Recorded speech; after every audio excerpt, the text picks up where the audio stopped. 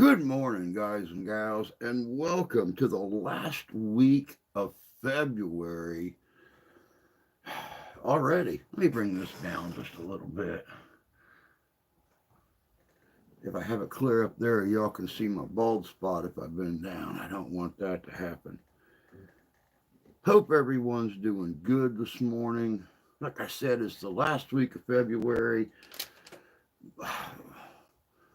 I guess we finally got a heat wave. This is the warmest morning that we've had in a month. 30 some odd degrees at 34 degrees at 5 o'clock this morning.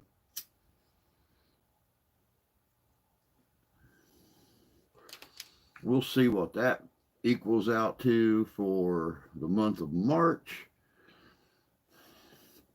Let me see here. Who's here? Tony. Good morning, bud. Hope you're doing well this morning. Hope you got some nice weather out there where you're at. Oh, man, what a week. What a week. It has been surprisingly nice. Nothing really bad, I guess. Let me see. Well, no. Friday and Saturday, I was actually sicker than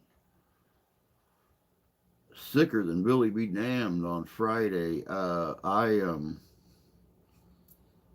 called the wife. I was so sick. I got really dizzy. Good morning, Jan. Good to see you. Yeah, it is considerably better than a week ago. But no, I went to work Friday morning and I started getting really clammy cold flashes, and it's like the whole room. I was looking down at my make table at work, and the room was like going like this, and then it'd shoot back, and it just kept doing this, and I started feeling nauseous. Ran over to the trash can. I was dry heaving in the trash can. I couldn't. The room wouldn't stop spinning. Another one of those attacks that I've had so many of in the last couple months. And the wife actually, I messaged my chef and I told him, I said, I can't do it. I can't stand up. Every time I stand up, I start to stumble to the right, and I wind up bent over a trash can. Let me see here. Good morning, David. Good to see you, bud. Hope you're doing all right. Let me see here. There's Ian. Good morning. And meet. Gonna meet Butterbean. That's cool. Heading to 60. Good morning, Fish. Good to see you. Hope you're doing good. I was gonna give you a holler this weekend or today, sometime since I'm off. Um, but yeah, the wife come pick me up. Chef told me leave everything where it stands. Don't touch anything else, which we had no clue what it was at the time. And I actually thought it was my blood sugar because I was very weak. I was very lethargic. I came home Friday. I wound up sleeping 13 hours. Woke up at or went to bed as soon as I got home. Woke up at 7:30. The daughter made me some chicken broth with a few little noodles in it. I had gotten nauseous 8, 9 times, and all I was throwing up was liquid. And I ate those noodles and that chicken broth that she made me, and about 30 minutes later, once again, I evacuated all the liquid but kept the noodles in. Weird, I know, but yeah, I kept the solid in, evacuated the liquid, so I knew I was dehydrating. But I went back to sleep not 15 minutes later, wound up sleeping till almost 3:45 Saturday morning. Got up, came in here, had a little bit of coffee, um, and within 2 hours was back in bed and was in bed pretty much 9.5 hours on Saturday and went right back to work yesterday. So, but I wasn't stumbling around and stuff. So, I mean, that's always good. Good morning. Too early to talk vomit. It's never too early to talk vomit, especially when it's an important part of your life, like it was mine Friday and Saturday. But yeah, went right back to work. Now, yesterday was weird at work because I had, uh, because it was so cold still down in the teens, I didn't need to have the air vents on above the ovens and stuff to suck out all the heat. I wanted to keep the heat in there because I was cold. And I noticed I started getting dizzy again. So I dropped down to my knees. I just kind of laid my head on the table, took a few deep breaths, went over. As soon as it passed, flipped on the air, which, if you've ever worked in a kitchen, especially a small kitchen, those vents drop the temperatures in there very rapidly. So it went from like 80 degrees in the kitchen to about 60 degrees really quick. Didn't have another problem the whole day. Didn't have another problem the whole day. So I think it's caused from me dehydrating myself in that heat in the kitchen and not having any air moving at all. So, and today been the same thing. I have kept my core temperature cooler, and I've not had any kind of issues whatsoever. So, let me see here. Good morning, dog, fish. Greetings, beautiful souls. Good morning, squirrel sniper. Definitely under the same skies, my friend. Due to having stomach valve surgery, I cannot void the contents. Oh, wow. Good morning, Sarah. Good to see you. Hope you're doing well this morning.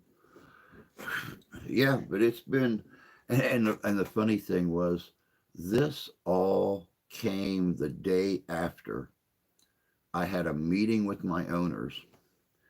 Found out that yesterday was my chef's last day. He's moving on to another job. I am solely responsible now for my own production, for forecasting what our sales are going to be to know how much to make, for my own um, product order and everything like that. I no longer deal at all with evening chefs unless I am going in there to help them out of an evening. So, yeah, you get good news and then you get knocked off your horse again. But yeah, it happens. I mean, what are you supposed to do? Um, mm, mm, mm, mm, mm, mm, mm, mm. Oh, and $1 an hour raise, which means now I'm going to bring home, uh, God only knows, because it goes straight in the bank and the wife has the only bank card. So I got no clue how much my checks are.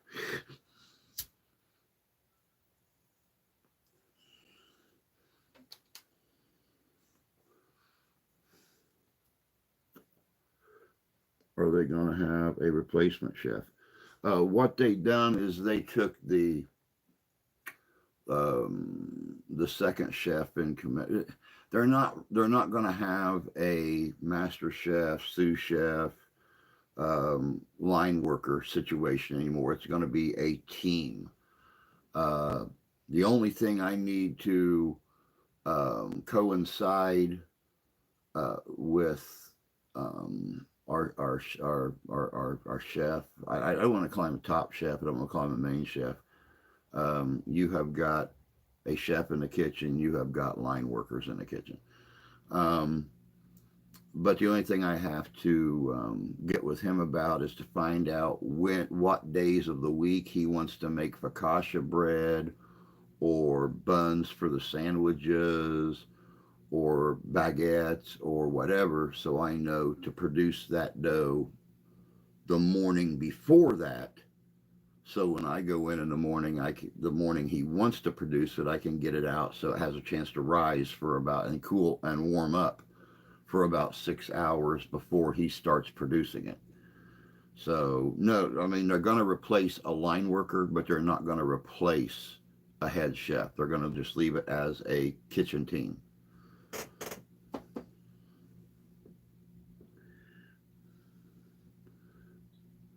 But it's definitely looking up. I honestly, with the temperatures like they are this week, I I'm looking forward to going to work tomorrow. I'm really looking forward to it.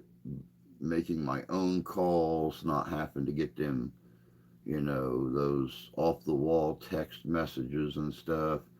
Why did you do this? Why did you do that? Why did you? So,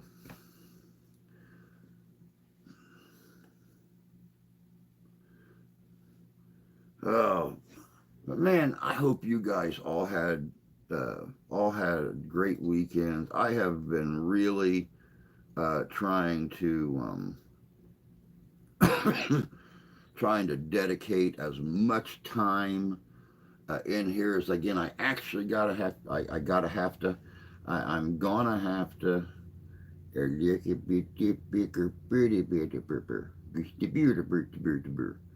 I've got to get a hold of Mark today and find out uh, what research he's done, when our investigations are going to start back up. Hopefully, winter's just about over. We will see. Like I said, heat wave this week. As warm as it was, the wife and I were both outside at 5 o'clock this morning, just enjoying a little bit of weather above 14 degrees. Um, and she sat there and played with the outside kitties while I dragged the trash down the curb.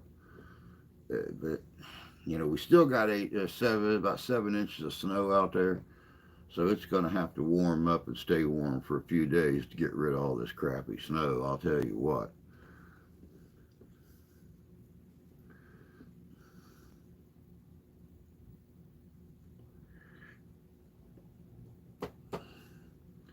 Sarah, you and them kids have been busy this week, especially the last couple days, putting up videos and stuff. I was in the bedroom last night. Um, since the wife is on nights now and she has Sundays and Mondays off. Um, she had card night last night, but before the girls got here to play cards, we were in there watching TV, and my phone kept ding, ding, Sarah Cruz, ding, ding. I'm like, damn. Her and them kids are posting some posted are posting demons on a Sunday. Our snow is almost doggone. Yeah, well, the snow on our deck is pretty much all gone. The snow in the driveway is pretty much all gone. The snow in the grass is still, about yay deep, except where we dug the paths through. Good morning, Santee. Hey, great video on Saturday, by the way. I know I done a video on Pharaoh here a couple years ago. But man, I'll tell you what, getting that Pharaoh set from those guys that produced them, that was cool. Actually having everything laid out where you could see it. You did a great job explaining the game. Sadly enough, much like learning Gaelic, I'll never be able to learn it here because I'd be the only one anywhere around that was playing it. And well, things like that are hard to learn when you're doing it by yourself.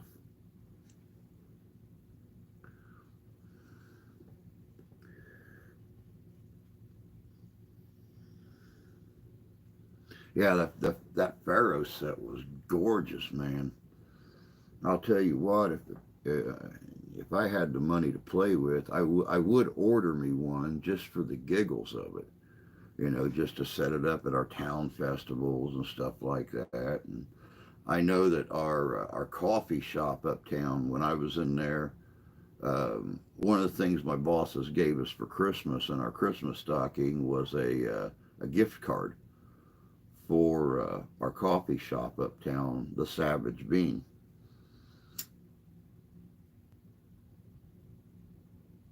So I was going in there once in a while on my way home, having a cup of coffee, talking to the folks. Well, the owner of the Bean had mentioned people showing an interest in, since they have a small stage in there for like a 4 or 5 piece band to play in, they want to do a Western dance night. And I told her, of course, I will be more than happy to don one of my outfits and come up there and just kind of mingle with the crowd. And back in my day, I used to line dance, but yeah, those days are few and far between anymore. I've come to find out when you get too old to pee a straight line, don't try to dance one.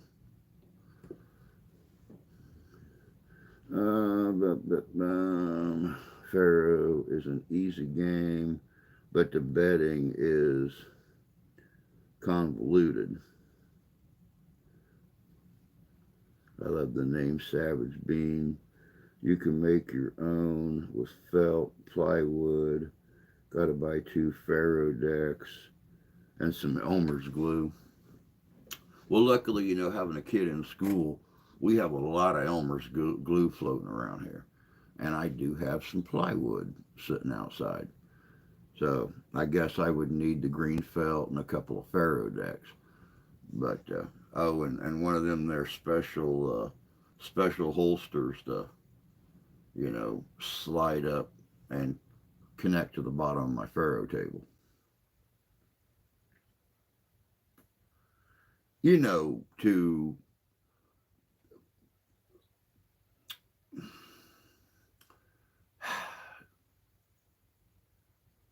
yeah, train of thought derails. 10,000 brain cells dead. Film at 11. To try to get people to not want to, cheat or raise a ruckus. That is. I've never played Pharaoh, but right after high school, I supported myself playing poker.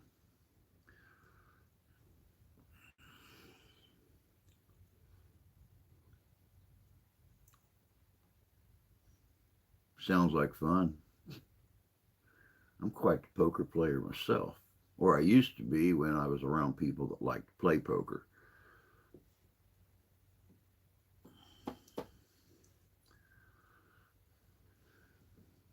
But in my own defense, where I grew up at, every Friday night, a group of friends would get together and they would host this big poker tournament.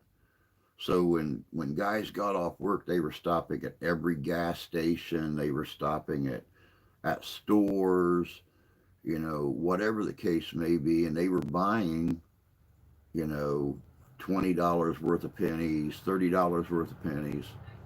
They were going to banks, you know, and everybody would meet at this friend's 3-car garage. He had a bunch of poker tables set up. I think he had 10 or 12 tables set up, and they would start playing at 7 o'clock, penny poker. And these games would last sometimes until 3, 4, 5 o'clock on Saturday morning. And one person would leave with like 5-gallon buckets full of pennies. So, but you figure you start off with 25 or 30 players, and you weed it down to 4, and then you weed it down to 1. There's some money to be made there.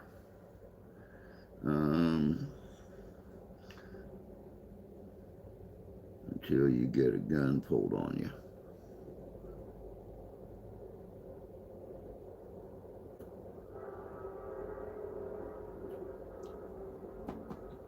Which is a story unto itself, I shall say.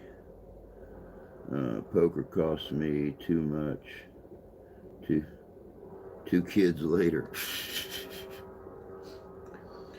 Well, you know, them children's have a tendency of costing a lot more than Friday night poker does.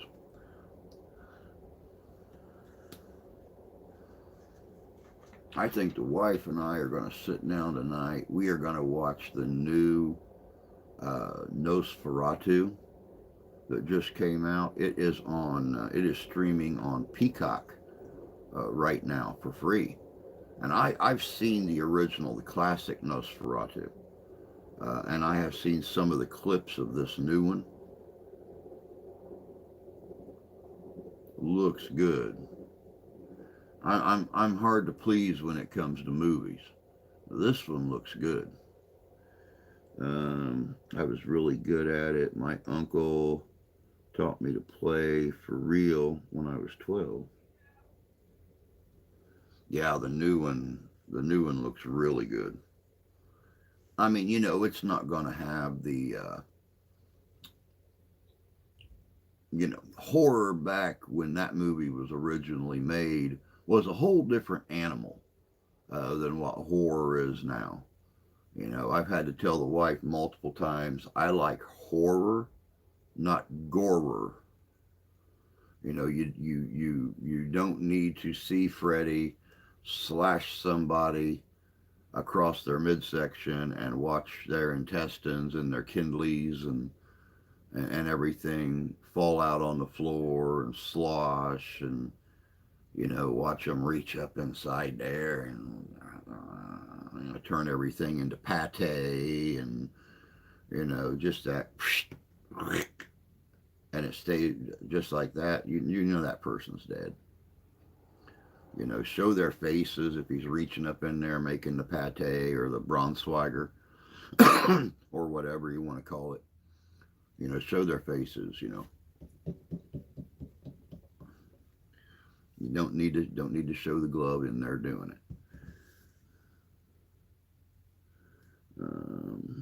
Universal horror. Oh, yeah, definitely.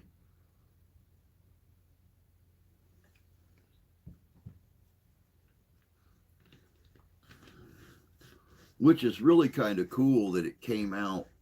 The new Nosferatu came out when it did. I have been working on a video for the Coffin Girls of New Orleans, and I'm quite a few videos ahead because of all the time I've been spending in here.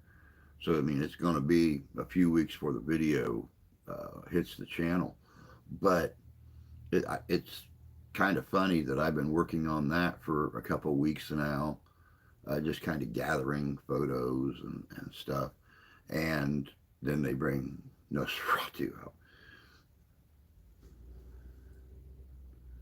Euchre? Oh, we play the crap out of euchre.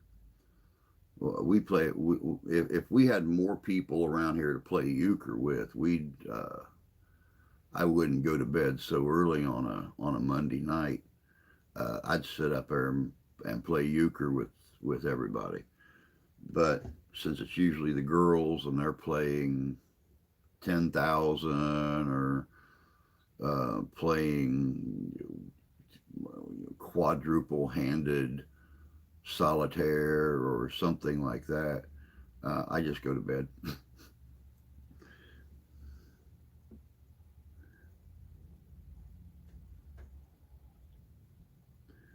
I played euchre and spades on my phone. Phone has yet to beat me. You euchre, you brought her. It's kind of funny. That's what I used to say about poker. You poker, you brought her.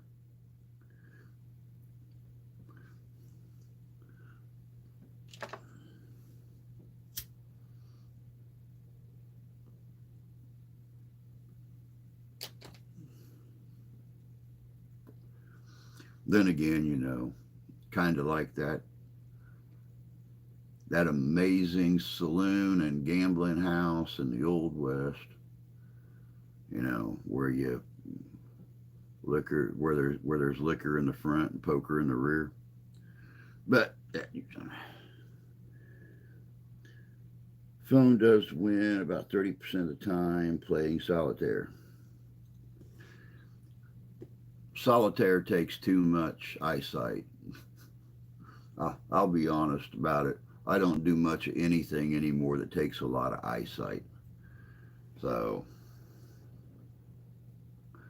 because I don't have a lot to give. But yeah, like I said, I've been staying easy now there. Ladies present. I didn't say anything inappropriate. Whatsoever. Um, but yeah, I've been staying way ahead on the videos, guys. I get up, alarm or not, before 4 a.m. every day. Off work, going to work at 4, going to work at 5, going to work at 6. So usually about 2:30, 2:45. So I come in here and I work on videos and I do my research and I do all my recording. Just got done working on one this morning for the largest art heist in U.S. history. Still to this day unsolved, over $500 million.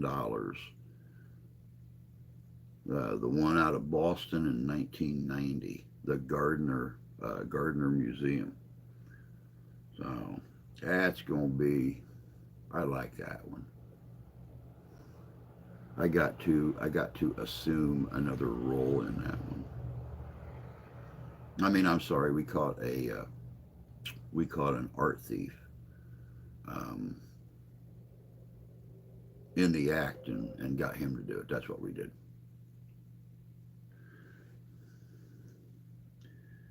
Fish, was you saying you won? 2 kids were lost. I think he was saying he had 2 kids and that stopped him from playing poker. But I've heard of people betting the deed to their property and the title to their car. So I mean, if you can bet children at the poker game, let somebody else pay that $1 million to raise a child.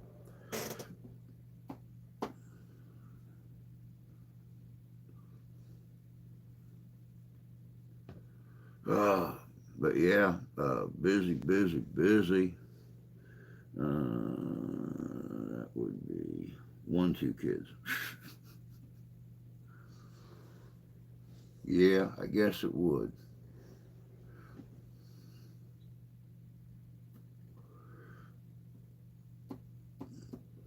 So what's everybody else been up to this week? I pretty much give you all the hootenanny about how things been going for me. Got great news about the job. Less than 24 hours later, got sicker than hell and had to take 2 days off. Now, that's not going to happen anymore because I got a sweater that I can wear in there and leave the vent on so it drops the temperature down so my body stays chilled. And see, that was the funny thing about being sick on Friday and Saturday. The wife checked my temperature multiple times. I never raised, my body temperature never raised above 95.5, 95.1. She even changed thermometers and it was 95.1. I told her, there you go. According to that thermometer, I've been dead for 3 hours. She didn't find the humor in that. And perhaps losing depending on perspective. Stopping by to press the like button until it glows. Thank you, Auditor. I appreciate that. Hope you're doing well this morning. And there's a line I never thought I would say. Last week was not good for me. I got my first kidney stone. Ow! Ow! I don't feel. I mean, I don't envy you. I really, honestly don't. I got a kidney stone one time when I was with friends from school quite a few years ago down in Indiana, and I wound up spending 3.5 days on the couch, drinking nothing but cranberry juice and water, not eating anything, not moving. And boy, when that little puppy finally came out, it was like a godsend. I think I got religion that day. When that thing finally came out, it would not budge. I don't envy you. I actually feel very, very sorry for you if this, especially if this is your first one. Uh, it's definitely not something to put in your diary.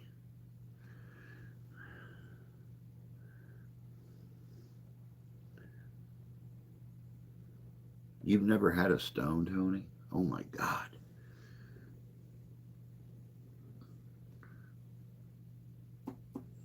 I'll tell you what. I would honestly go as far as saying that having a kidney stone, though it is minuscule, I mean the size of a hangnail, half the size of a hangnail, but it feels like a ping pong ball up in there. So and a ping pong ball with little Wolverine spikes all over it. I I don't envy anyone going through that, especially the first time. Good morning, Ty. Good to see you, bud. Hope you're doing well today. Yeah, it was not fun. I went to the hospital because I was in so much pain. I thought it was my hernia mesh messing up on me. Wow. Worse than giving birth. Amen to that. Worst pain I have ever felt was having shingles.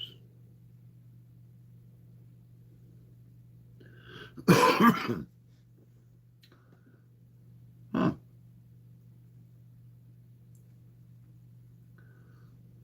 I've had shingles put on before and I didn't feel anything. Of course, I wasn't up there doing it either, so I mean.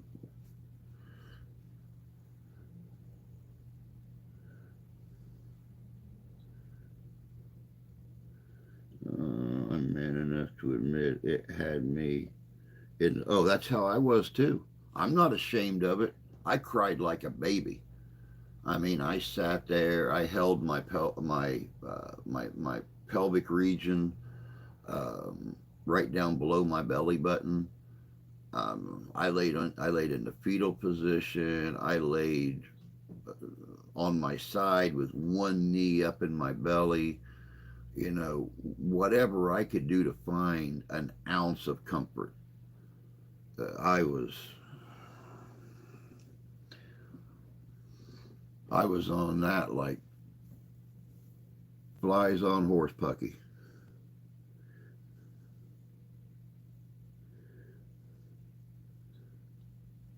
I had them when I was 24.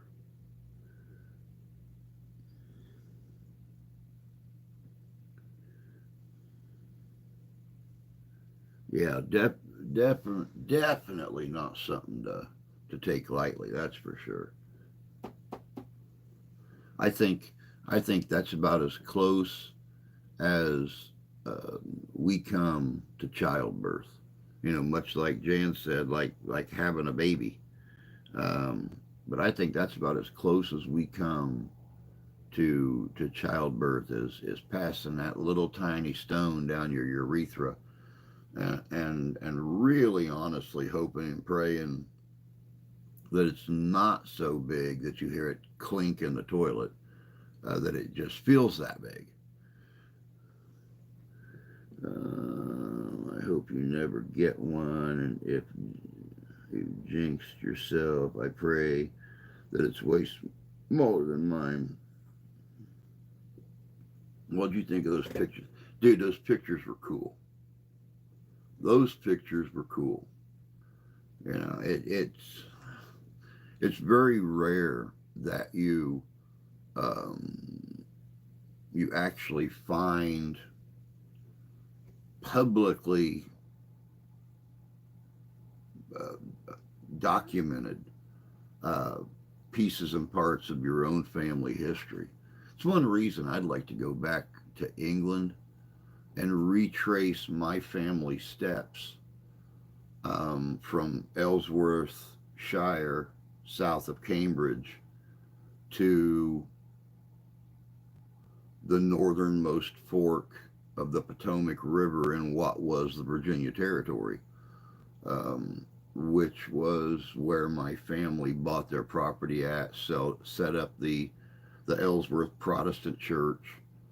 Um, I know what happened from the time they left, you know, two generations later, left Virginia, the Virginia Territory. It wasn't even Virginia yet. The Virginia Territory, and came westward. Um, some of them stopped in Indiana.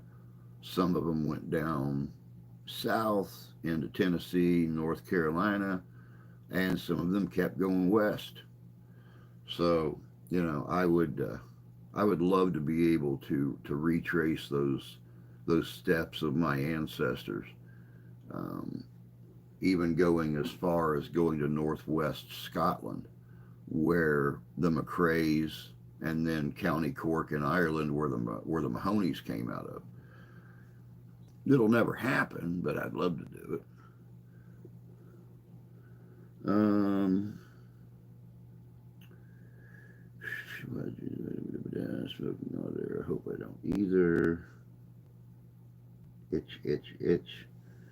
The one I had, the doctor had to go in and remove it, of course. I was sedated. Nothing, you know, my body is made to expel things, it's not made to accept them. So anytime something goes in my body, um, I want to be asleep for that.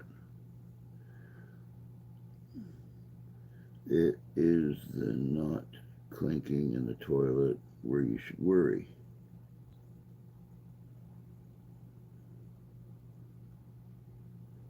Good morning, haunted and dark past. I'll almost bet this is Derek.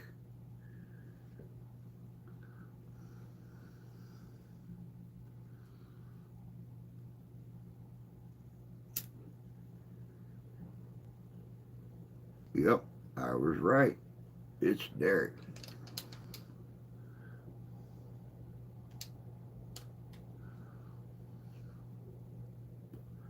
Man, I was so relieved to get that message back from you the other day. You know, we hadn't talked for a week or two. I hadn't heard from you. You hadn't been in here. And I started to worry a little bit. I didn't know if maybe you got. I didn't know if maybe you got covered and if you got snowed over up there, uh, ate by a Bigfoot. I, I, I didn't know what happened to you. You just vanished. Just poof. So I mean, I had to message you, make sure you was okay. And let me see here. I would love to do a video on my family marker because there's an interesting story to it. JJ's Adventures, they were debating Flay they would have to do that to me as well. And I said, no, I'd rather just pass it because it was borderline lucky. I won't do another surgery in my life if possible. Been busy, plus just taking it easy. Good morning, Car. Good to see you. Yeah, you're late, but it's okay. That's why we stay on for a couple hours, usually. Give everybody a chance to pop in and do their thing. There's always time differences, and so I mean it's nice to stay on for a couple hours when possible. That way, come in late, no big deal. You're really probably not gonna miss much.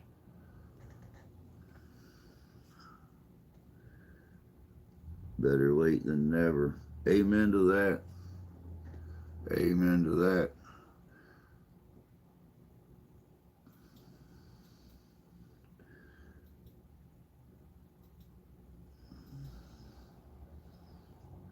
Oh, there we go.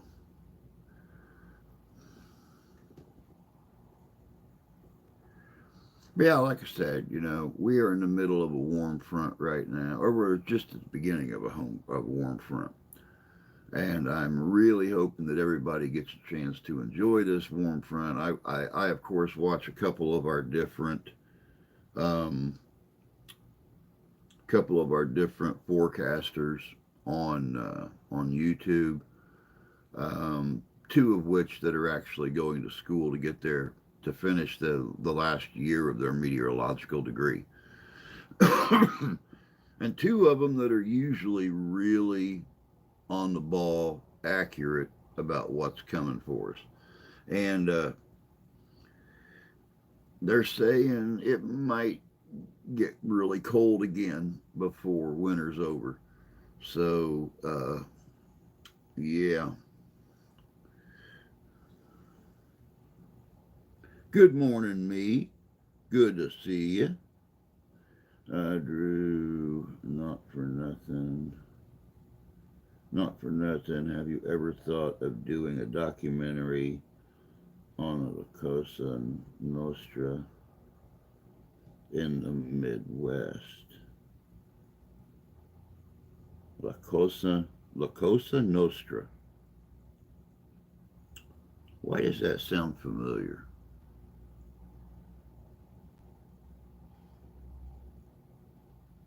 La Cosa Nostra. I'm gonna have to look into that.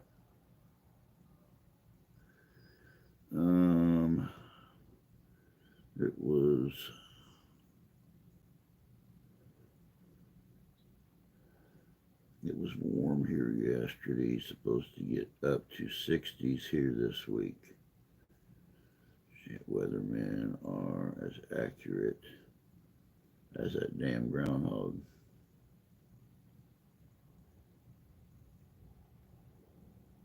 La Cosa Nostra is the Italian mafia.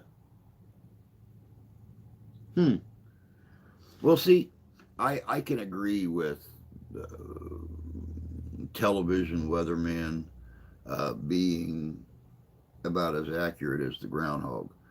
The one thing I like about these guys is they're old enough to know when to use words like this could, or this might, or this may, not definite.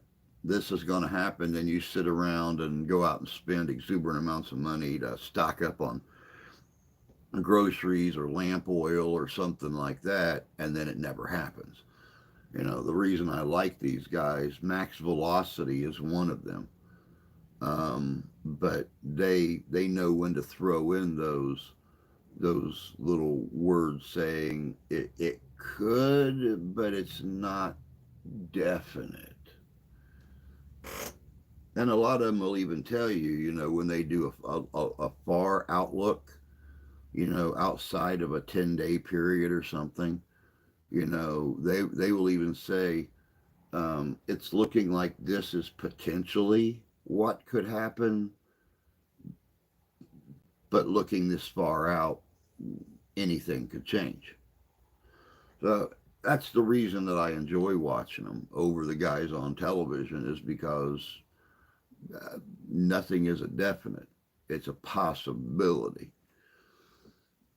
Cousin Austria. Okay. I'll look into that. Italian Mafia.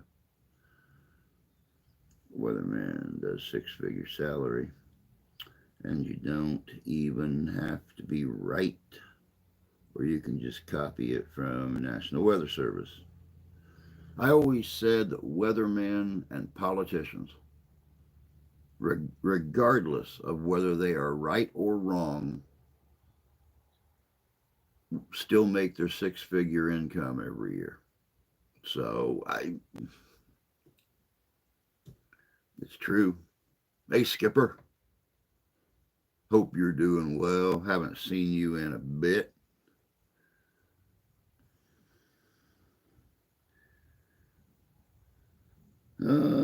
Farmer's Almanac on average is like 70% correct. I like the Farmer's Almanac. My grandfather used to keep them on the kitchen table, and I learned to enjoy the Farmer's Almanacs when I was like 10, 11 years old. He always swore by it. Hated watching a weatherman on TV, would swear by the Farmer's Almanac. I just got groceries and have a couple of gallons of lamp oil and two generators and 15.20 gallons of gas. Sounds like you're set up for the downfall of America.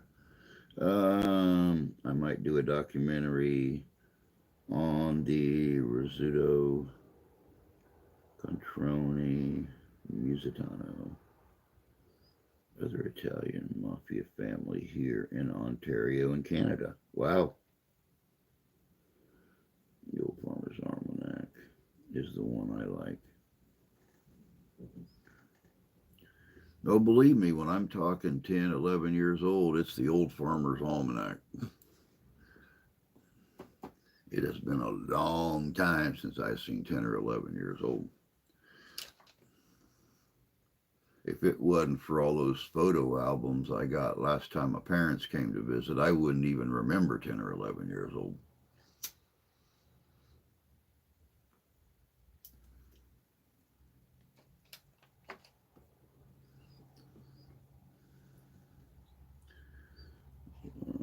Set up, except that the aforementioned gas is 3 years old, as in the gas in the generators. Gotta take care of that. Yeah, that might be a good idea. Now the question is, what do you do with that much, bad gas? Not like you can just dump it down the storm drain.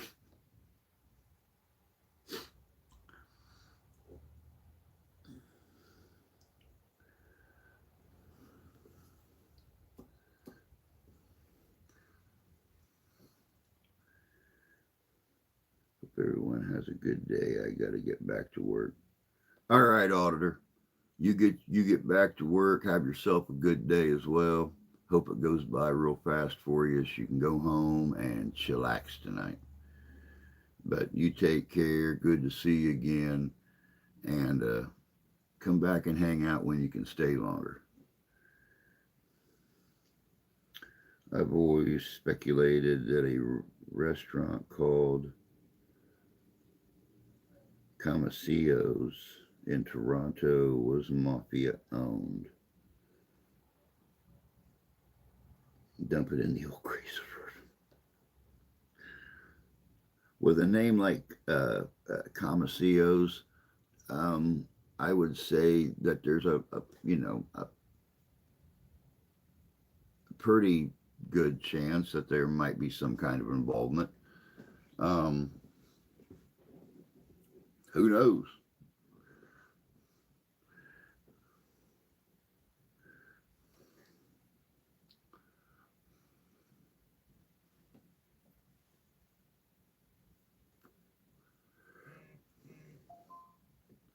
Do do.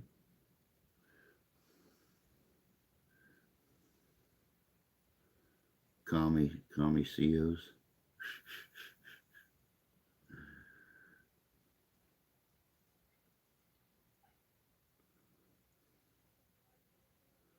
Kami CEOs. Huh. Interesting. Interesting. We actually have an Italian restaurant about 30 miles west of us, not very far from the big lake.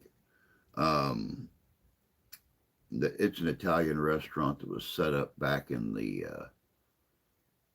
I think, 1928, and it was a regular hangout for, and this is photographed and documented. It's a regular hangout for Capone and quite a few of his guys. As a matter of fact, we done an investigation there several years ago. Me, Tommy, Randy's real paranormal. I believe Heather, the hauntess, was there.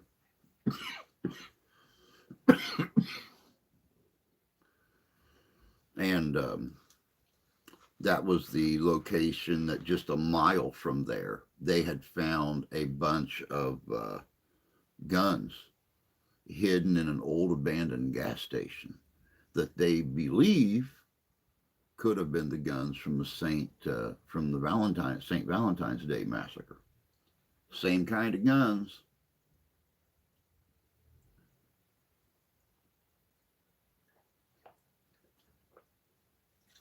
So who knows? I thought about getting 55-gallon drum and making a burn barrel and pouring that gas in and just burning it. Capone and the Purple Gang would come here to Windsor, Ontario during Prohibition.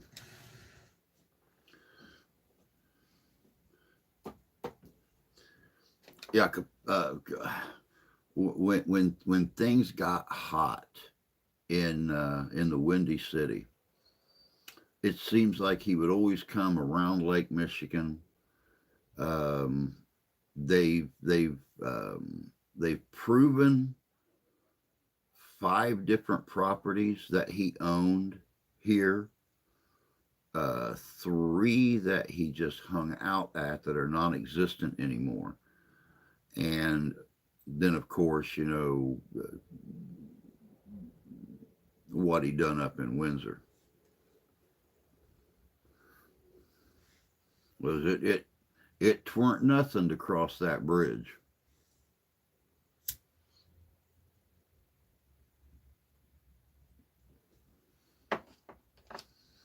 Cross the river, go straight into Windsor, and hang out.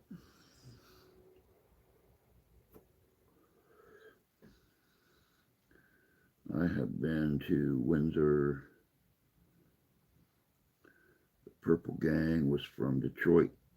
Capone had a brewery company in Des Moines, Canada, Ace Brewing Company. Huh. Now see, that's a little something I didn't even know.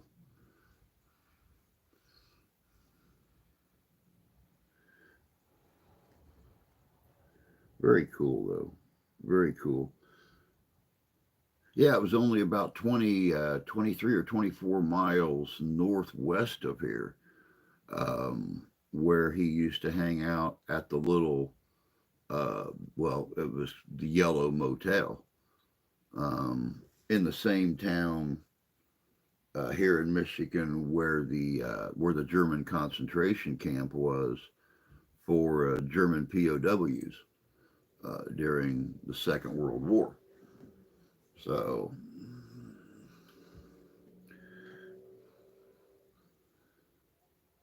of course, neither one of those are there anymore. Just empty land where they sat at. But yeah, I didn't know about the brewery company. That's very interesting.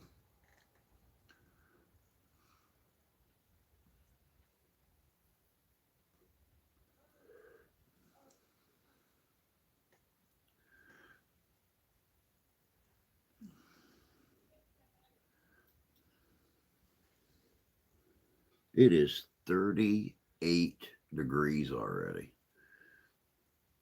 Not even 9 a.m. yet. 38 degrees. I may have to put on my bathing suit and go catch some sun today. Also catch pneumonia, but you know.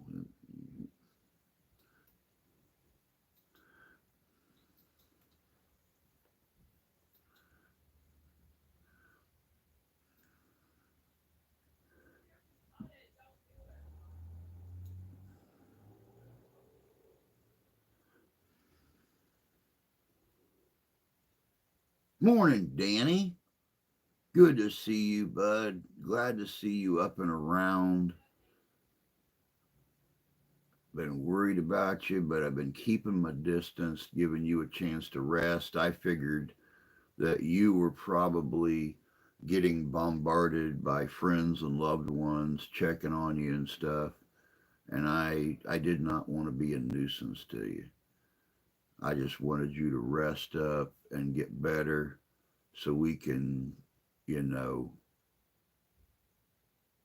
enjoy a summer going out and doing things together.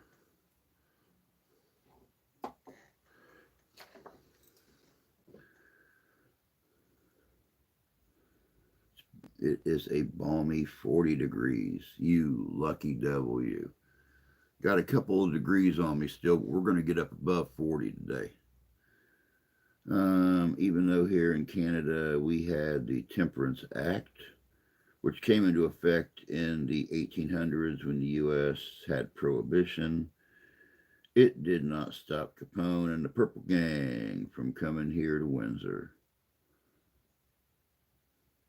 I'm up and around, brother. I'm glad you are.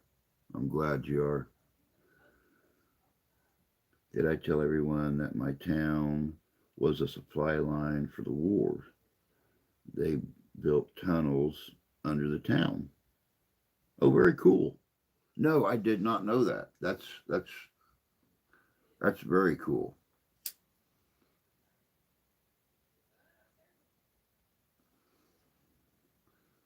It's amazing though how many of those old towns uh, built those underground tunnels, and for whatever reason they did it for. Um, Here a few years ago, Danny and myself and a few others went and done a local Masonic temple. And as we got down in the basement, we found the remnants of the old tunnels that they used to go from business to business under where the streets are at today. It's amazing how many places, when they built those towns or they built those businesses, would install tunnels either to stay away from snow, to move goods, illegal activity, whatever the reason. They close them off to the public. Never a nuisance. You're a good friend. I appreciate that. I try to be. Um, I try to be a good friend, but like I said, I just didn't want to, with what your body was going through. Don't mess with the ticker. With what you were going through, and I'm sure the emotional strain on you and the wife and the kids. You know, be honest with you, if I could see to drive, I would have, come to the hospital to hang out with you. Um, but I, I can't, and it was too long to walk, and it was cold. So, it's my excuse. It used to sit by the Des Moines boat docks. It's a rundown warehouse. Last I seen it, but you can't get close to it. Look it up. The house that I lived in actually used to be the old hospital. Oh, wow. You're loyal and fantastic. And I always will be. I always will be. That'll never change.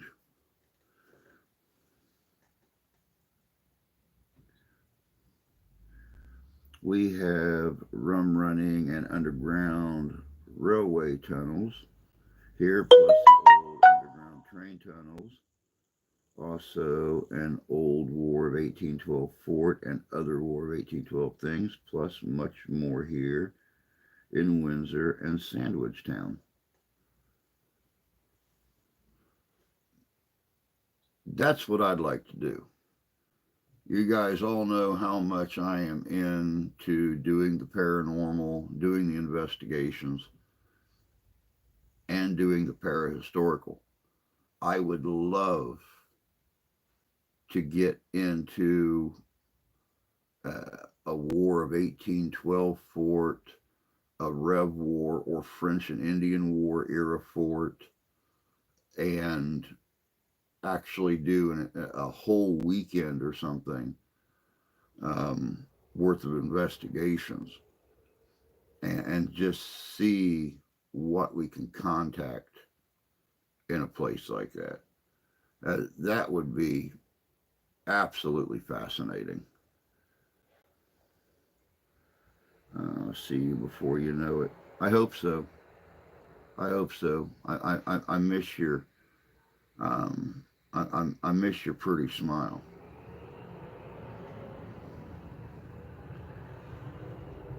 I hope this warm up just keeps getting better, even if I have other stuff to do. Well, and it's like I said, they're saying that we're going to have another cool down, but who knows? Who knows? Who knows how long this warm thing is going to last? Um, I'm praying that it lasts for the next month. That we've already had our rough patch of winter, our polar temperatures, heavy snow in some places, um, and it stays nice and moderate for the next month and a half until spring actually hits. But I think we only have like what, 5 weeks, 4 weeks till spring. So we'll see what happens, man. I don't know. We won the War of 1812, well, with British help.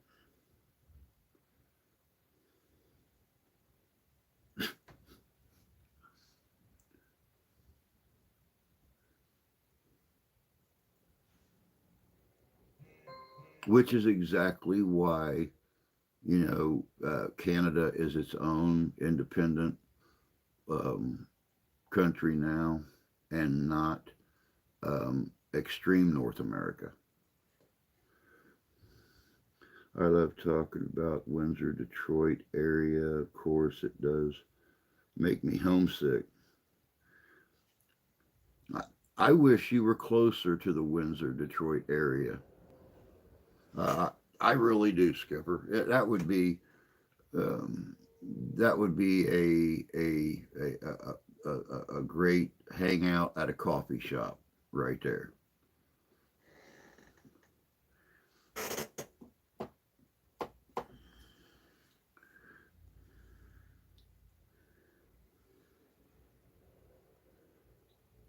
Yeah, yeah, it is. It is definitely March this weekend. Um, I'd like to know where the first 2 months of 2025 went. They just kind of blew by.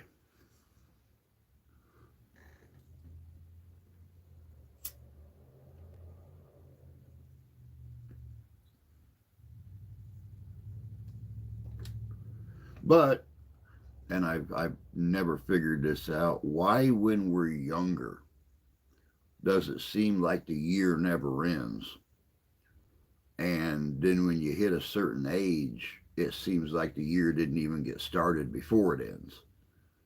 I haven't, I've not figured that one out. You should come to Windsor. We could collab, Drew, and still want to.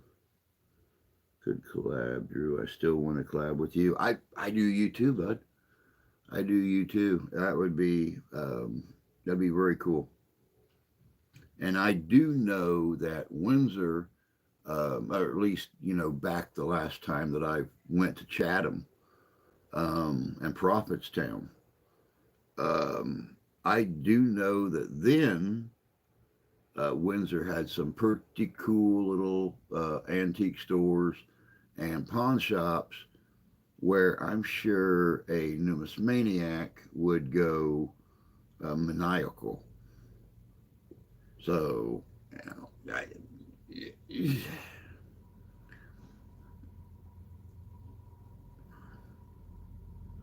and for layman's, a person who's crazy about old coins would go crazier.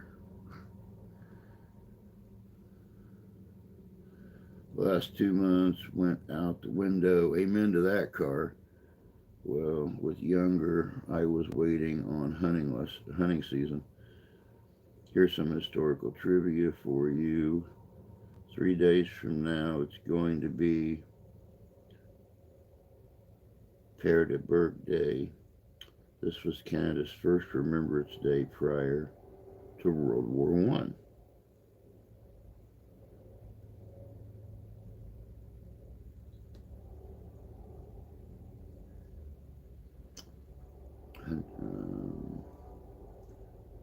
Hunting season in my youth ended February 15th. The Battle of Père de Berg Drift during the war. We also have 1700 cemetery here that hanging victims and other people are buried, plus other old cemeteries and graveyards. Boer War was fought by the Royal Canadian Regiment and identify Canada as its own fighting force.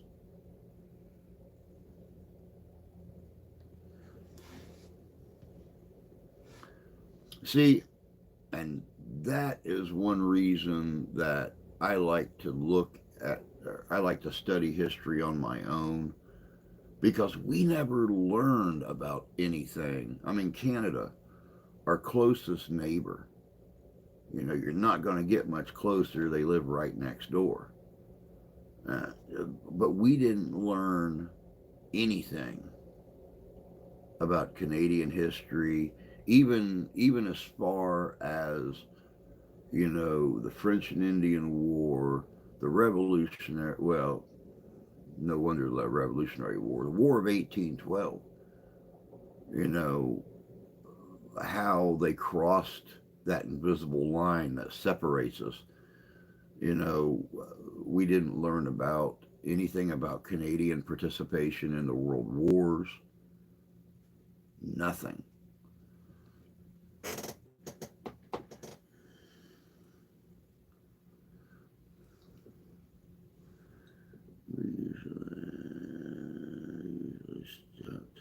ghost hunting by January 1st.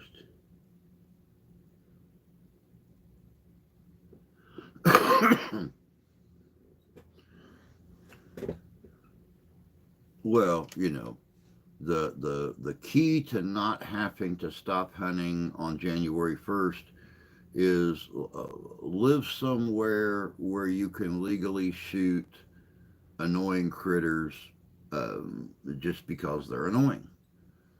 Like Indiana with coyotes, or Michigan with coyotes, or Kentucky coyotes,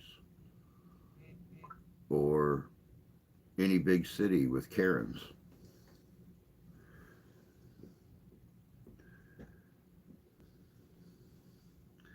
You're absolutely right. Look at the Fenian raids that took place after the Civil War. A lot of people don't know that Canada was attacked.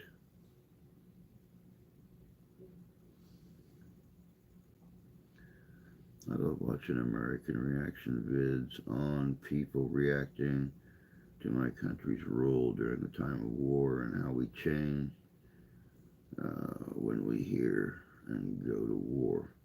Canadians were pretty feared in the world wars. Yet the one joint Canadian American history I love is about the first special service force, the Devil's Brigade. Now, see, I remember reading something somewhere, I believe it was about the Devil's Brigade. And that amazed me only because not knowing anything about Canadian fighting forces and stuff, you've come to find out uh, these some crazy dudes. They show no fear. Um, they would do what a lot of American soldiers would refer to as some insane shit. And you always want somebody like that up against your back. You really honestly do, and on each side of you, and maybe 30 or 40 up front. But I mean,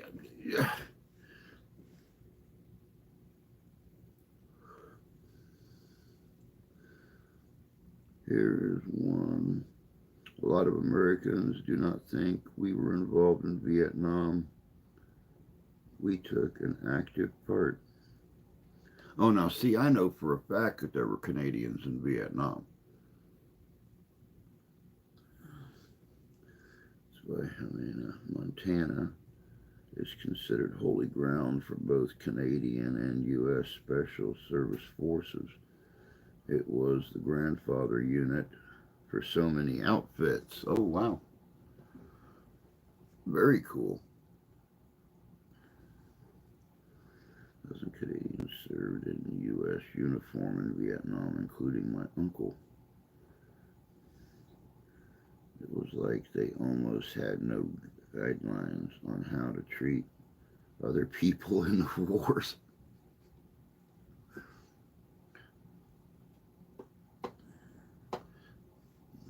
That's caused they crazy. Like I said, from what I have read about Canadian soldiers during wartime, you always want your best friends to be Canadian.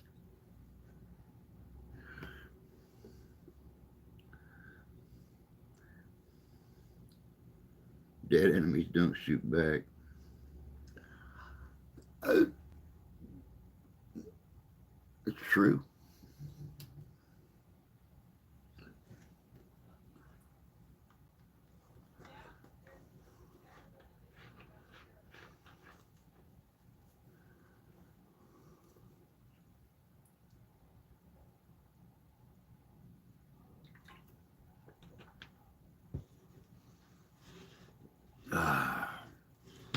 As you guys see, I'm drinking water.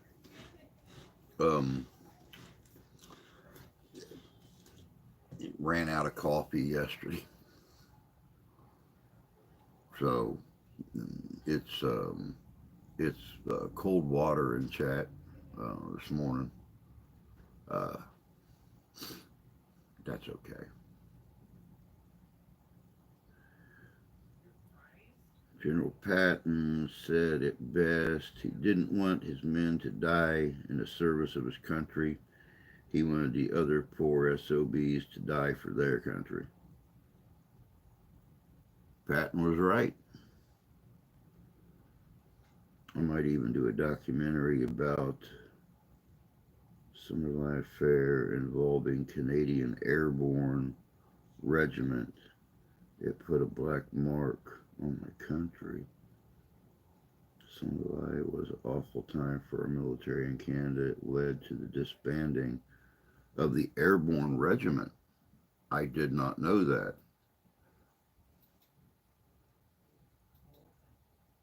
Very interesting.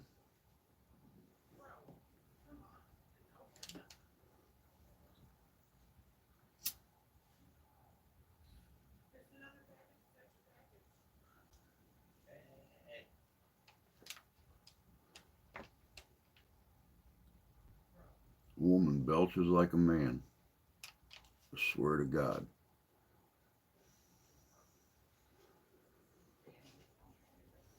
You put 9 guys and my wife in a circle, in a huddle, all facing each other. You wouldn't be able to tell which one she was out of the 10.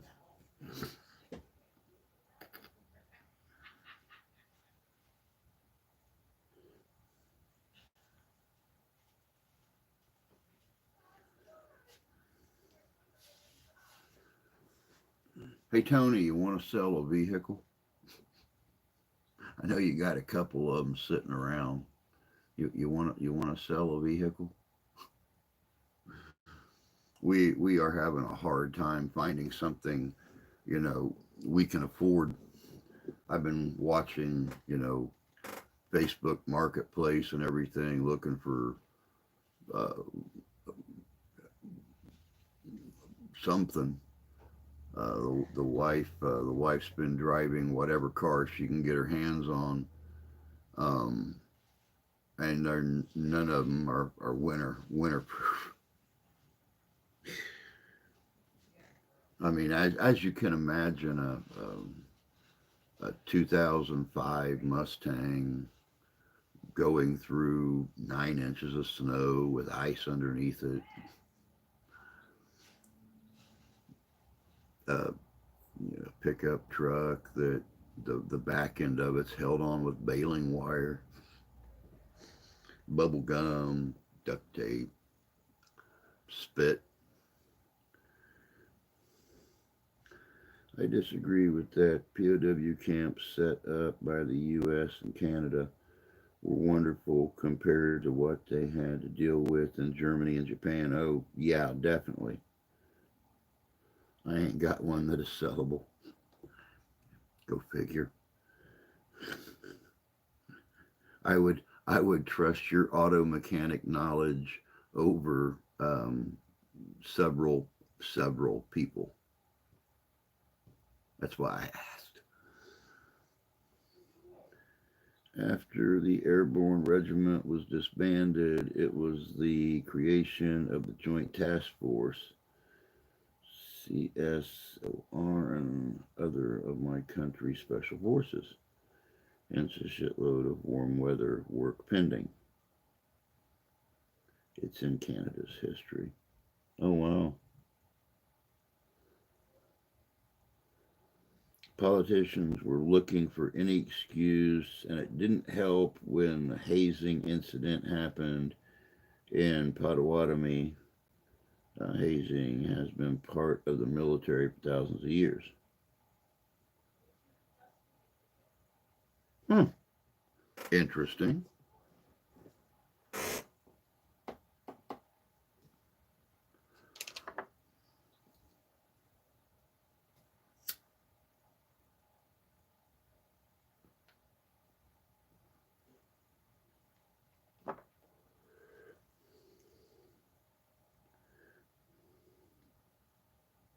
Potawatomi hazing.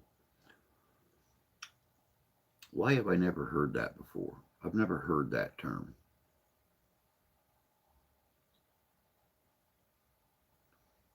Potawatomi hazing.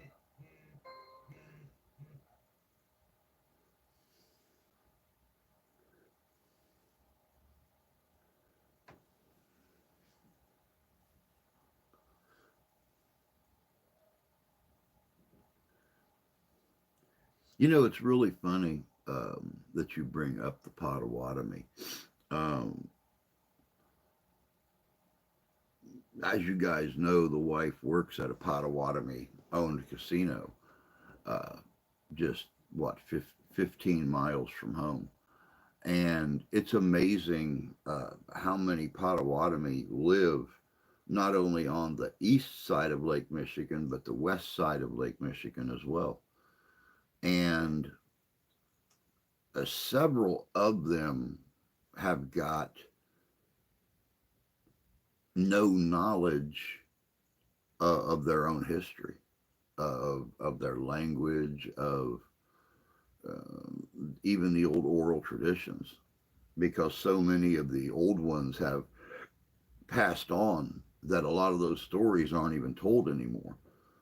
Um, I done a video quite some time ago about the Black Hawk War, and I had Potawatomis arguing um, at times because one of them says, "Oh, we weren't involved in that." Another group says, "Oh, yes, we were." And then somebody else, well, how do you know we were involved in it? And they're like, well, because they were so afraid of the uprisings moving from the west side of the lake to the east side of the lake that towns would set up their own militias to protect the towns in case they did rise up during the war.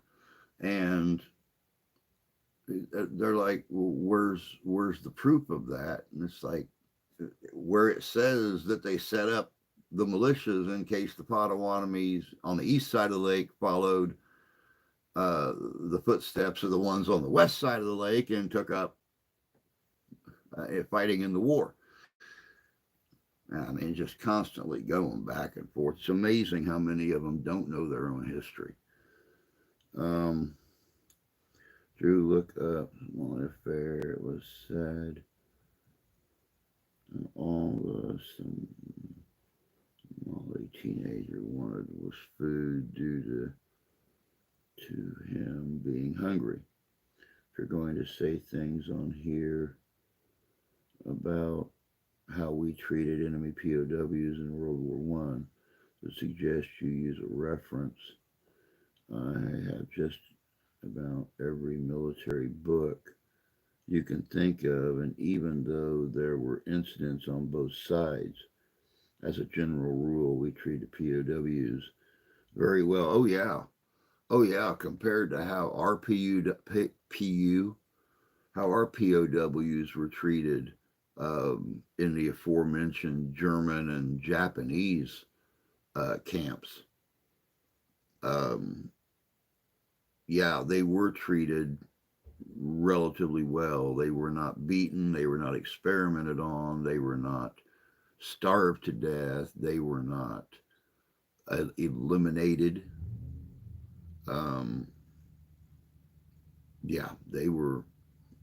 I mean, they didn't get 3 squares a day and stay all nice and perfectly healthy and stuff, but they were treated with a modicum of dignity and respect.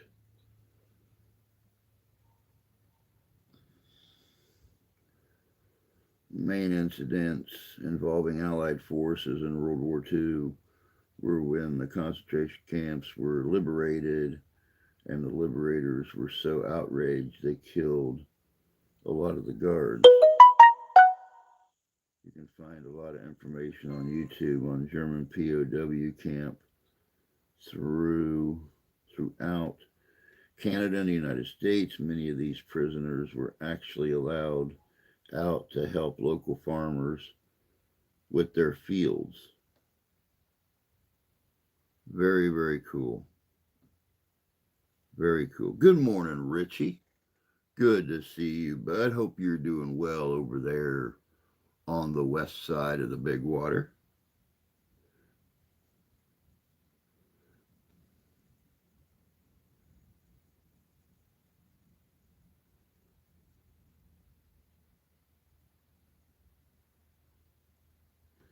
Yeah, but look how we treated Americans of Japanese lineage, and to a lesser extent, other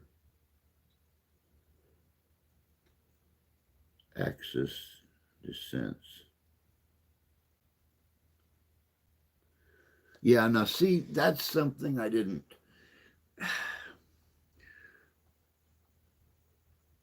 I mean, as many of you probably know, Pat Morita, Mr. Miyagi, you know, uh, he grew up, or he spent part of his childhood in a Japanese concentration camp out west. I believe it was in Arizona, New Mexico, something. It was one of those southwestern states, I believe. And he talked about the horrors of it in several interviews. But he is the only one that I ever heard that couldn't find anything good about them. Now, granted, I think it's a shameful act anyway to take somebody who came here or was born here, but only because you're from a certain ancestral lineage or cultural lineage, that because we go to war with your family's country of origin, that you are imprisoned. I mean, you tried to get away from that country because it sucked and you wanted to come here. So just because America goes to war with that country, you're going to flip back over and join them up. I think you'd be more likely to defend and fight for the country that you came to get away from the place that sucked. I mean, that's just me. That's logic, I guess. Um, it wasn't the right thing to do in our mind.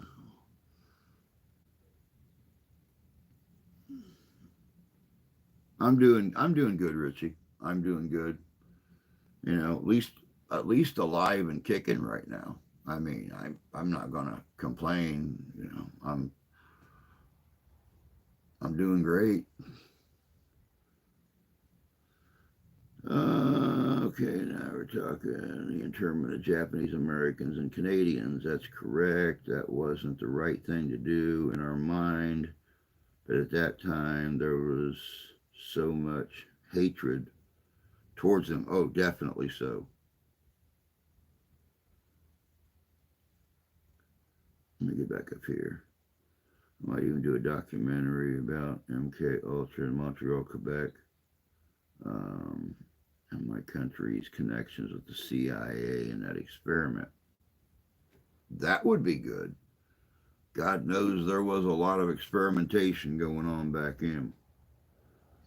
It unfortunately happened, and many of those Japanese descendants from those internments are being compensated as best the government can. There's a lot of information on the MK Ultra, so you should have no problem putting something together. David Suzuki and his family even spent time in Japanese POW camp here in Canada. They were not just put in camps, all their properties were taken and never returned. Very true. I have heard that. Internment affected a lot of families.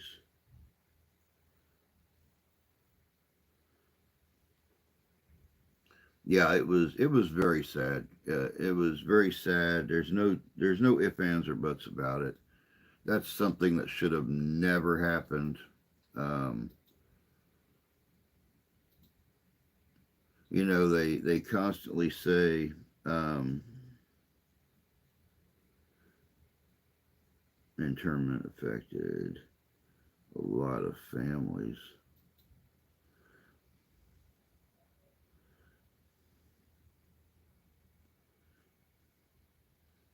Yeah, it should have.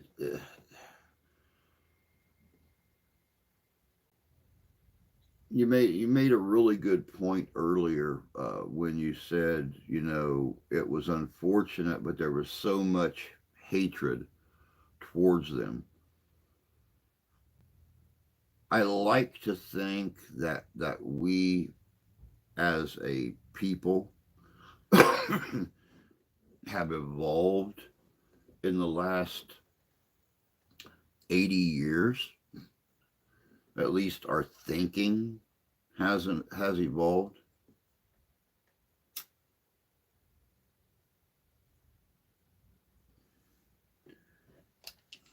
I'm probably wrong, but I like to think that if the same situation would ever arise again, that we would do things different. Sadly enough, it's us common folk that really honestly have no voice in a situation like that. It's our national leaders, it's our state leaders. They're the ones that make those calls. And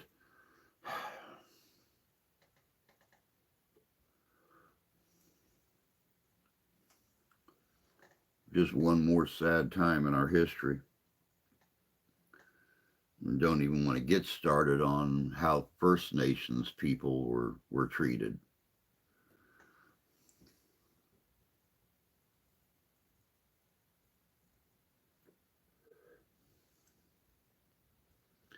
Drew, I'm sorry. When I come in your chat, it's going to be a history lesson.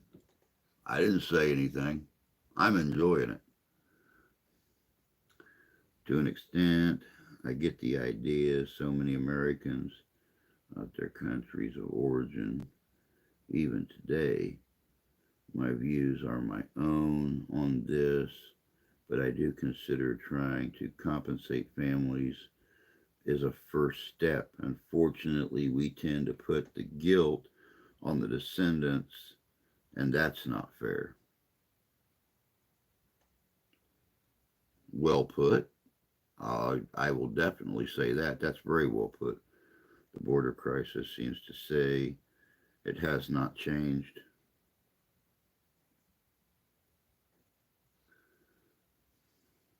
The sins of the father should not affect the children. They didn't do the action. If that were the case, Germany would not be in such a good state. It took 15 years to deprogram those people. If we do not remember where we came from, we are doomed to repeat it. One of my favorite one of my favorite sayings about history. Those who don't know their past are doomed to repeat it. Border crisis, no, it's a simple case of following the law, doing things legally, respecting each other's sovereignty. Illegals should not be allowed to cross the border without proper documents. I use the term crisis to indicate the lack of change, and that I agree with 100%. Erasing history is not kosher. It's really it's not, and I think that's the only. Um, Once again, we've discussed a lot of these lately. I just seen a video about a huge lawsuit out of Kansas, I think. Um, the lawsuit could actually bankrupt the town. An Ecuadorian born American citizen was with his wife and children, and they stopped to get gas in their new vehicle. And while he was in paying for the gas, the wife crawled over into the driver's seat. She wanted to drive the rest of the way home. And the husband came out and they joked a little bit with her sitting there with the engine running, just doing her thing. And he walked around, got in the passenger seat. They were pulling out of the gas station and got pulled over by police who, you know, ordered him out of the vehicle at gunpoint and tased him. And then when she tried to explain that, you know, he's been an American citizen for all these years, plus they're legally married, they tased her in front of the kids, um, and arrested him for being. And when she, and it even says it on the officer's camera. Why are you arresting him? And their response was, because he's illegal. No, he's not. He has been an American citizen and he's my husband. Nope, he's an illegal. And it's like, we've all heard about them, about roadblocks pulling over Native Americans, questioning them, asking for their IDs, things like that. It's like, you're not going to get much more American than that, y'all. I don't care who's writing the laws. I don't care anything. When you pull over somebody and they've got a tribal ID and you're wanting their U.S. ID, um, anybody who knows anything about the law knows that if you are a member of a sovereign American Indian nation, you have their ID. You don't have a United States state driver's license or anything. So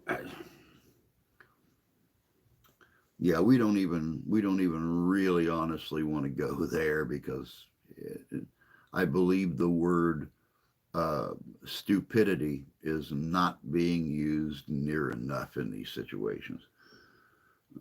Better when y'all are the 51st state. Don't get stuff started. Let me get back up here. I've missed a few things here. It's had weak governments. We're waiting here in Canada to change ours to try to catch up to the U.S. It will be better when y'all are a 51st state. Weak and corrupt governments can destroy a nation. Look at Venezuela. That could be the richest country on the planet. Many of the illegal immigrants are coming up from there because they can't survive.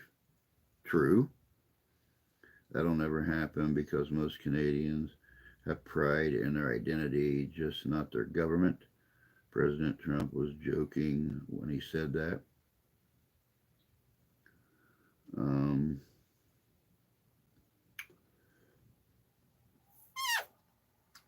About us being the 51st state, I say we annex Alaska and take Minnesota, seeing as how Alaska is in my country's own backyard and Minnesota is practically Canada.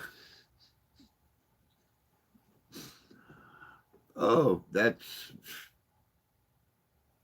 practically Canadian. That's good. Native Americans are the original Americans. Yeah, amazing how that works, isn't it? Okay, we could have fun with this. Shifting populations. Let's take all the Quebec and put them in Newfoundland and give Quebec area to the Newfies. Then they can separate and join up with St. Pierre and Mitchell. Sorry, I was lurking and getting my taxes ready. Canada shouldn't have a separated party and federal government. Did you? I already got my refund. I'm glad somebody did because we haven't got ours yet. I'm not sure if that's a fair trade. Have you been to Minnesota? Drew, when can you get monetized and get super chats, memberships? Next year will be different. I can do the 1040 EZ. I have been able to be monetized for the biggest part of a year, but because you can't go through the partnership program and get monetized on a mobile device, it has to be a computer.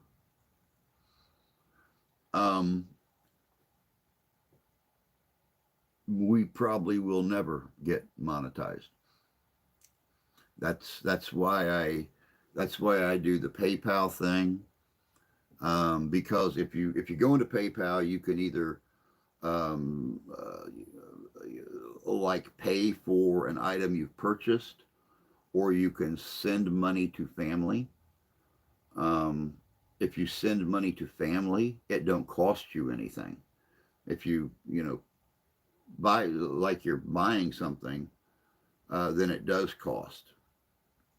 But sending it to family, it does not cost. And in case you didn't know, when you do like super chats and things like that, the memberships, the person that you send that to only gets like 55% of what you send. It's kind of like sending a Western Union. You're gonna if you send $1,000, it's gonna cost you $55 to send it. Uh, the same idea, not the same percentages, but yeah, I like doing it so it don't cost my senders anything to support the channel.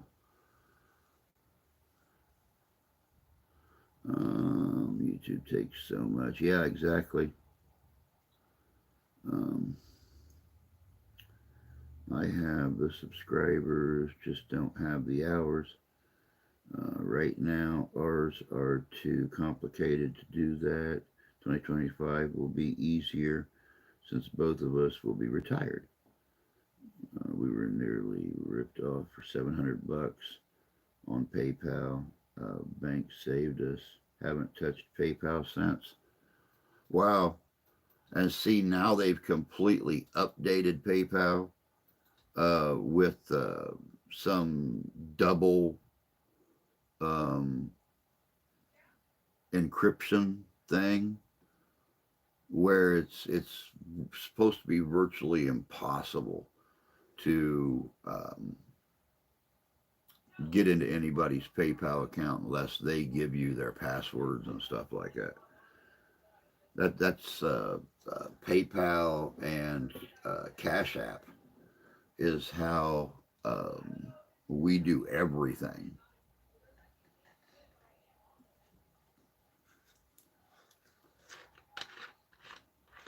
Back early, 2024, anything and everything that I was doing online, I was doing through PayPal and have never, ever had an issue with them.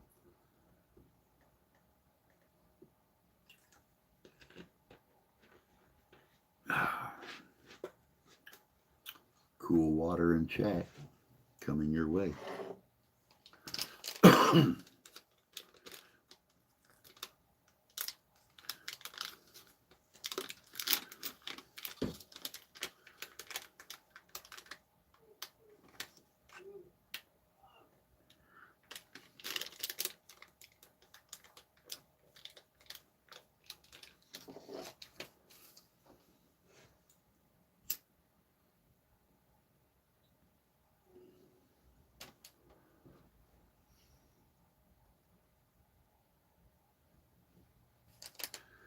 Goodness gracious, does that? Yep, it sure does. 9:48 a.m. Got about 11 and a half minutes to go.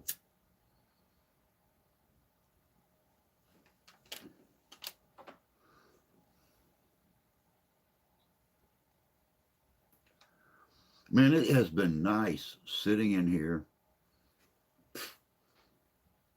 and not having to do all the talking. Having Derek, having the skipper in here,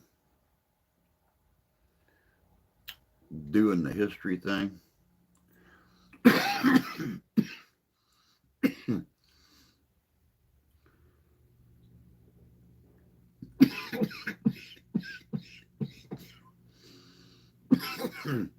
Believe it or not, I'm choking on water. I kind of hiccuped a little bit, and some of that water came back up. Got me. Got to evaporate it quick. When is the next time change? It's like I ain't here. I don't know when the next time change is, to be honest with you. Should be coming up here within the next, I would say, uh, within the next month, month and a week maybe, something like that, where we'll spring forward an hour.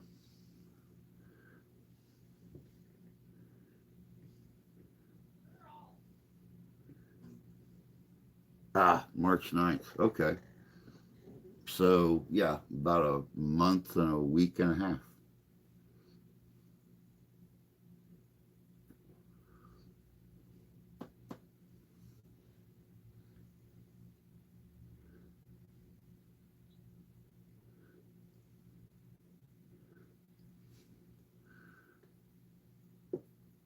I like, I kind of like, I'm going to have to start getting the live interview things going again.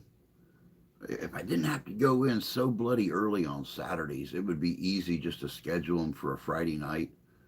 And maybe,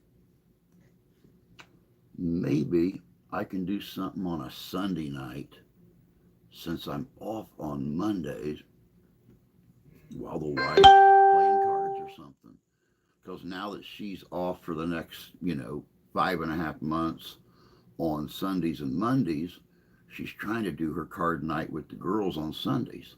So maybe I'll try to get something going on Sunday nights.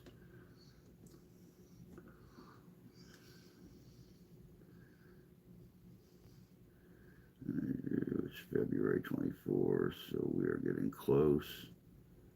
Um, it feels like winter is going to be around with 10 feet tall snowbanks and all.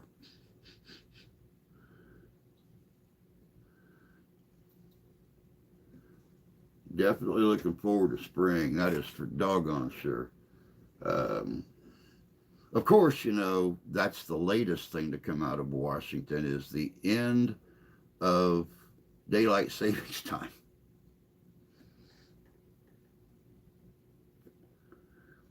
We are going to end daylight savings time. When egg prices drop to $1.99 a dozen.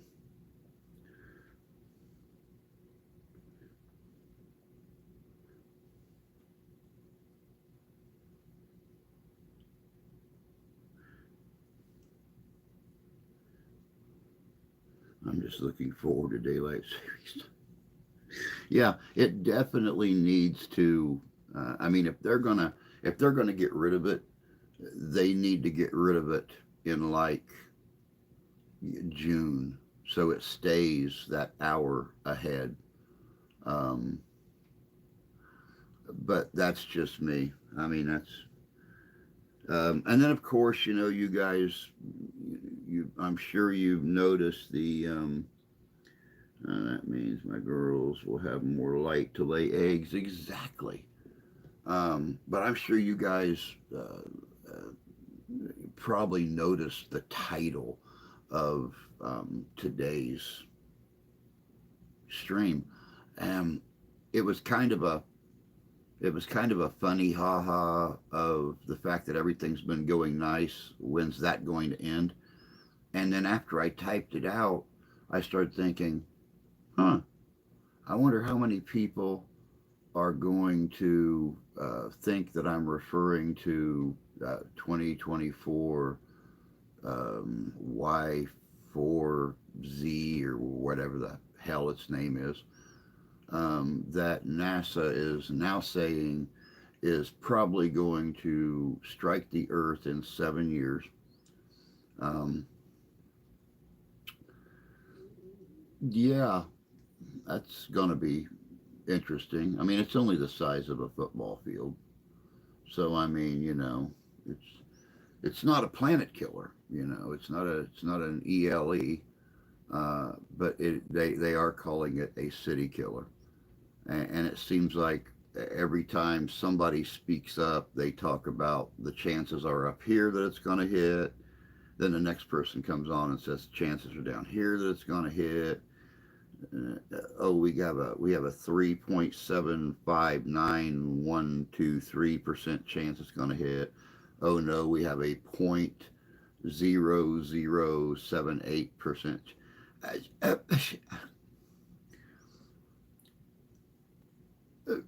uh, who cares? It's good if it's going to do it. It's going to do it. If it's not going to do it, it's not going to do it. There's nothing we can do to change that. You know, of course, they're um, well, savings time is gone from Canada.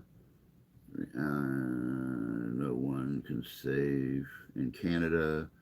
Get rid of winter time. Daylight all stays the same. I have 4 dozen eggs sitting on my counter. Just telling you I was joking. Morning, Bud Files. Good to see you. Hope you're doing well this morning. Last I heard, a chance of it hitting Earth is less than 1%. I was doing all right. How are you?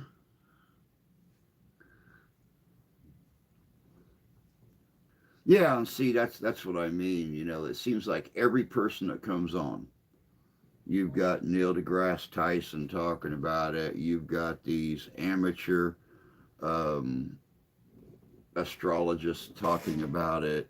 You have got NASA talking about it. You've got the major news agencies talking about it. And, one person says, oh, there's a 3%, almost 4% chance. Oh, the chance dropped. Oh, wait, the chance went back up. Oh, no, it's dropping again. Oh, nope, going back up here. So, and of course, all of these catastrophe movies that have hit Hollywood, um, they're talking about sending a rocket up and nudging it out of the way. They're talking about launching nuclear weapons and hoping the explosion blows it. All that really fun stuff. So I mean, it's like let's get Bruce Willis and a bunch of the actors, Billy Bob Thornton, and all them guys um, up on a shuttle, and they can go up and they can drill a hole and plant a nuke in it and just separate it.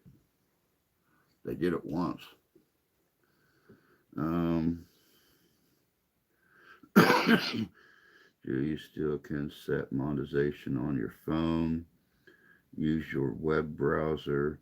In the search bar, type in YouTube Studio, request desktop view. This should put your phone in computer mode.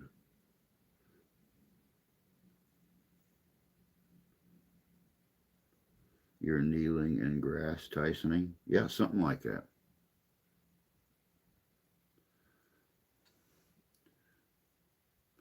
Okay, what you just said, Richie, I have tried that. When I first hit monetization level, I got on the community chat on YouTube and someone suggested that.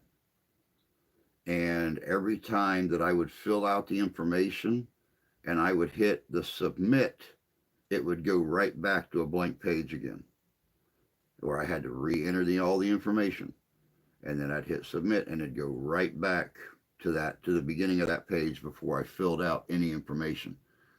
Um, we've tried that. That link just keeps resetting. Every time that you try to submit that information for the partnership program, it just resets. Um, that's why I said it's not going to work on the devices. And that's one thing that really bummed me when I lost my desktop computer and I had to start using this little notebook. Um, I don't have that ability. Um, I don't know.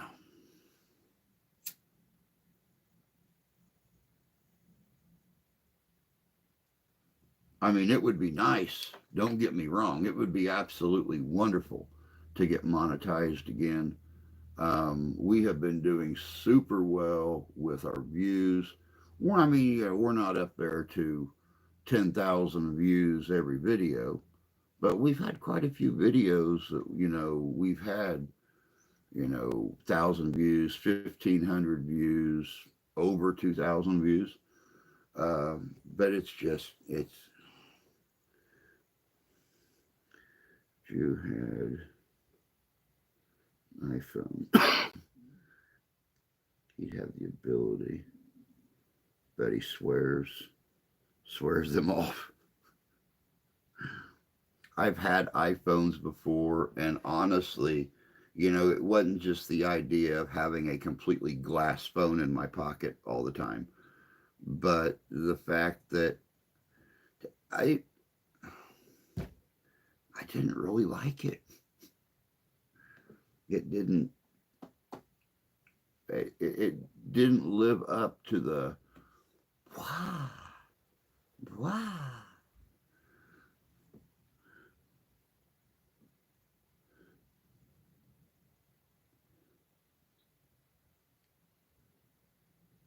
And see, Tony, I thought that when I was monetized with Living History Comes Alive.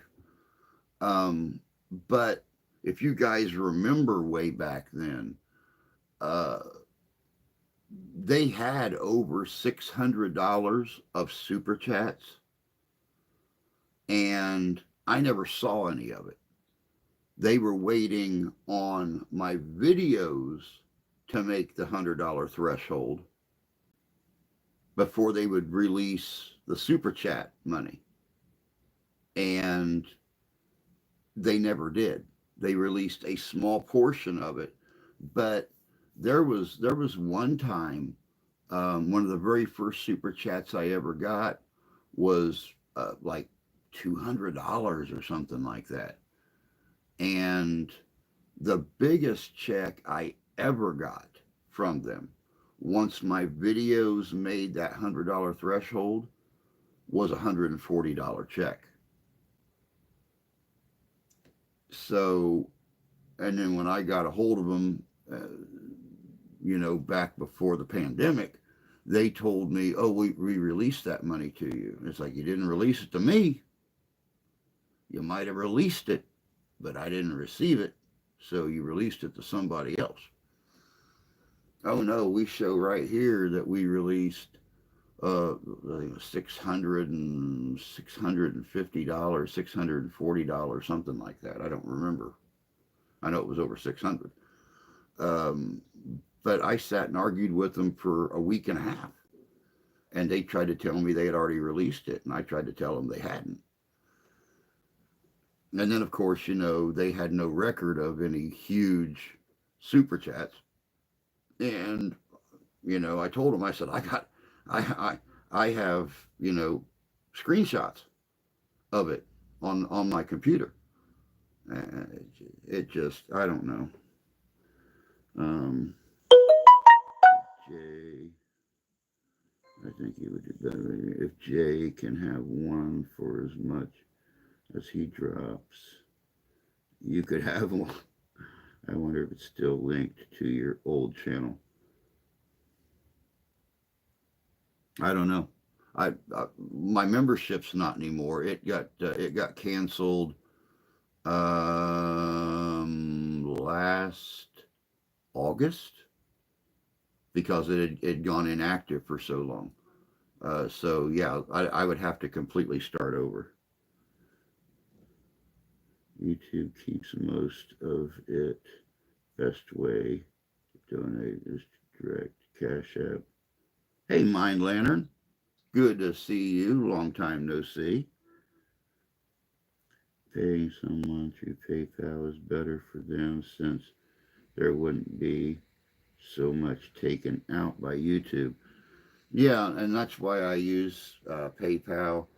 Um, like I said, when you do donate through PayPal, you can either like donate as if you're buying goods, or you could donate to like a family member, or send money to buy goods, or send money to a family member. Doing the family member thing don't cost you anything. Paying for goods, you pay a percentage on top of it. So yeah, yeah. I got the new stovetop waffle iron that I'm thinking needs to be tried out this morning. I would have to agree with you. That waffles sound really really good. I'll be honest about it. But it's that time, guys. It is time for me to be like a fat baby and head out. Time for me to be like a tree and leave. Time for me to be like a bunch of birds and get the flock out of here.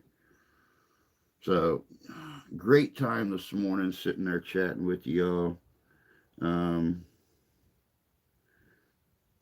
we can thought another RC from someone. But I'm out of here. You guys all have a great day. Have a great week. I'll see you here again next Monday morning. Same fat time, same fat station. And we'll do it all over again. Hopefully by then I've got coffee and I'm not drinking. It's not, ice water and chat. So, but you guys all take care. Take care of yourselves. Take care of each other. God bless you. God love you. I do. See y'all next week. Have a good day, y'all.